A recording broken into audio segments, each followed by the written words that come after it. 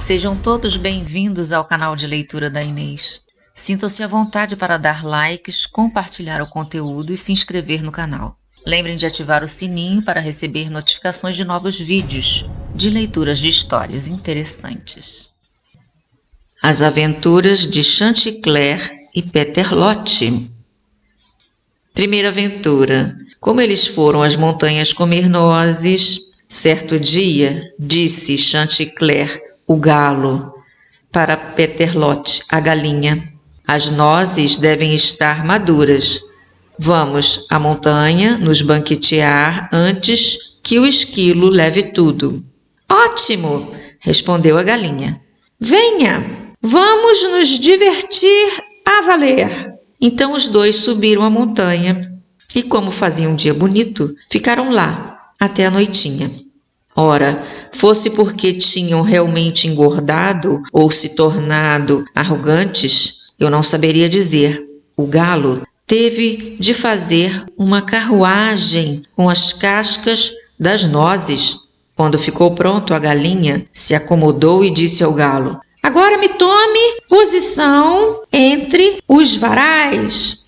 Tudo bem, mas prefiro voltar para casa a pé do que atrelado.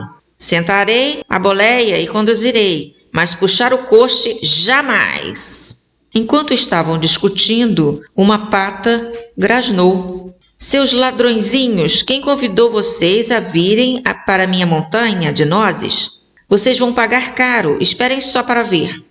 A pata correu então para o galo, com o bico aberto, mas ele já estava preparado e atacou-a com os esporões, até ela gritar pedindo piedade. Por fim, a pata se deixou atrelar ao carrinho.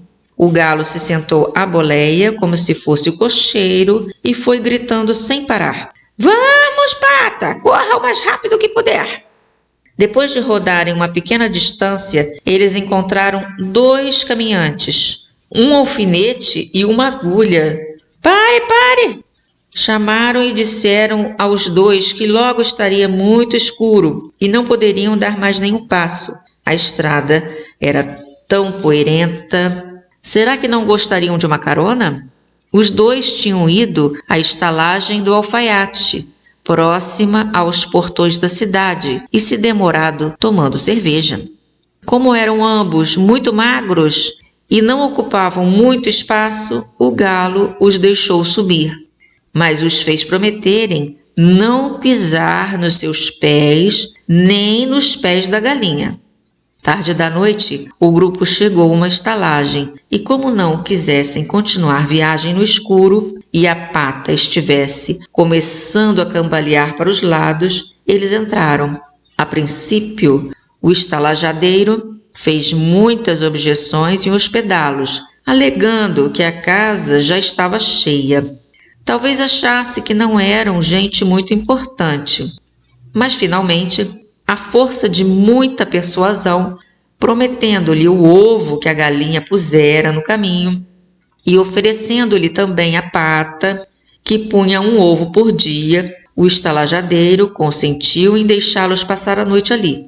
Mandou então servir-lhes uma refeição e eles se banquetearam e se divertiram todo o tempo. Quando começou a amanhecer, antes de clarear, quando todos ainda estavam dormindo, a galinha acordou o galo, apanhou o ovo, bicou e os dois o comeram juntos. Depois atiraram as cascas no fogão. Procuraram então a agulha, agarraram-na pela ponta e a enfiaram na almofada da poltrona do estalajadeiro. O alfinete eles enfiaram na toalha do homem e, sem mais demora, saíram voando pelo brejo. A pata, que preferia dormir ao ar livre e ficara no quintal, ouviu os dois passarem e se levantou. Encontrou um rio e saiu nadando correnteza abaixo. Era um jeito muito mais fácil de viajar do que atrelada a um carrinho. Umas 2 horas mais tarde, o estalajadeiro, que era o primeiro a deixar o travesseiro, levantou-se e se lavou. Quando apanhou a toalha para se enxugar, arranhou o rosto, que ganhou um longo risco vermelho de orelha a orelha. Ele foi então à cozinha acender o cachimbo. Mas quando se curvou para o fogão, os pedaços da casca do ovo saltaram nos seus olhos. Tudo aconteceu com a minha cabeça esta manhã, disse ele aborrecido, ao se largar na almofada da poltrona do seu avô, mas que depressa se levantou exclamando: minha nossa! A agulha o espetara e dessa vez não fora na cabeça. Ele se enfureceu.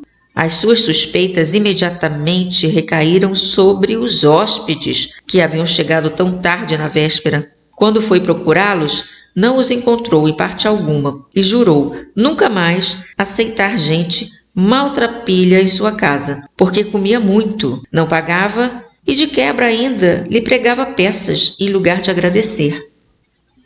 Segunda aventura: a visita ao Sr. Corbis.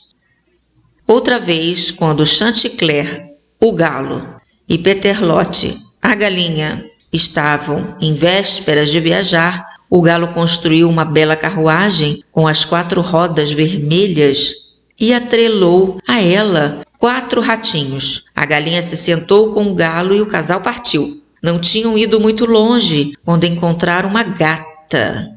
Aonde estão indo? Perguntou a gata. Estamos indo fazer uma visita à casa do Sr. Corbis, respondeu o galo. Levem-me junto, pediu a gata.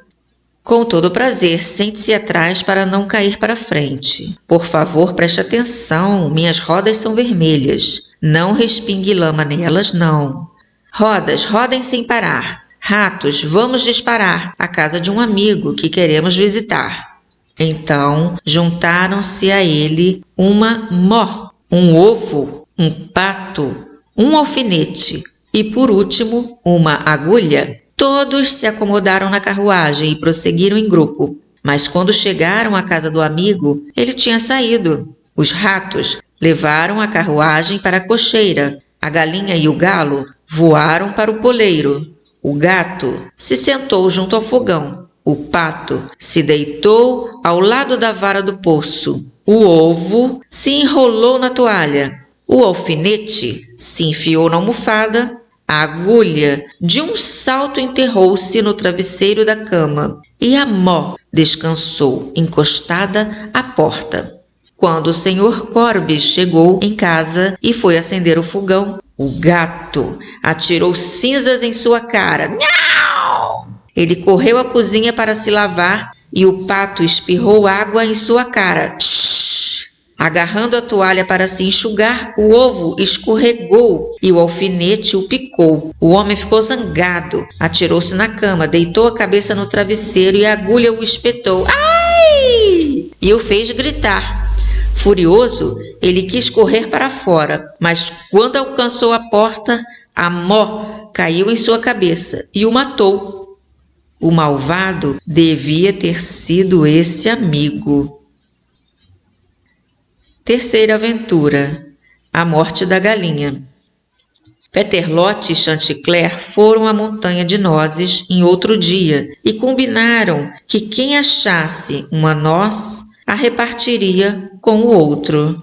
A galinha encontrou uma noz enorme, mas não disse nada, com a intenção de comê-la sozinha. Porém, a casca era tão grande que ela não conseguiu engoli-la. A noz ficou entalada em sua garganta e ela teve medo de sufocar. Gritou: Chanticleer! Chanticleer! Vai correndo buscar um pouco de água, o mais rápido que puder.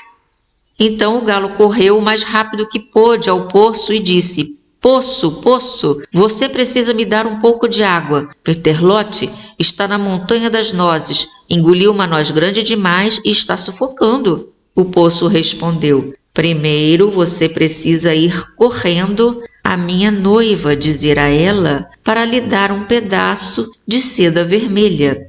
Chanticleer obedeceu. Noiva, noiva, me dá um pedaço de seda vermelha. Darei a seda ao poço e o poço me dará um pouco de água para levar para Peterlote, que engoliu uma noz enorme e está sufocando. A noiva respondeu: Primeiro vá correndo me buscar uma guirlanda de flores que deixei pendurada em um salgueiro. Então Chanticleer correu ao salgueiro, tirou a guirlanda do galho e levou-a à noiva. A noiva lhe deu a seda vermelha, que ele levou ao poço, e o poço em troca lhe deu a água. Então o galo levou a água à galinha. Mas aconteceu que nesse intervalo, Peterlote sufocara e caíra morta. O pesar do galo foi tão grande que ele gritou em altas vozes e todos os bichos vieram lhe dar os pêsames. Os 6 ratinhos construíram um pequeno carro para levar Peterlote à sepultura. Quando o aprontaram, atrelaram-se ao carro e levaram a galinha. No caminho, a raposa se aproximou. Onde estão indo, Chanticleer? Enterrar minha mulher, Peterlote. Posso ir com você?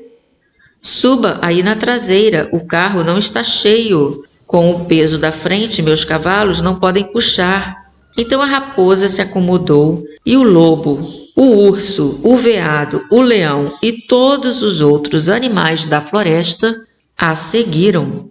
A procissão seguiu o caminho até chegarem a um rio. Como é que vamos atravessá-lo? Indagou Chanticleer. Havia uma palha flutuando no rio, que disse: vou me colocar de uma margem à outra, e então vocês podem atravessar por cima de mim. Mas quando os 6 ratinhos subiram na palha, ela afundou, levando junto os ratinhos, e todos se afogaram. Fim.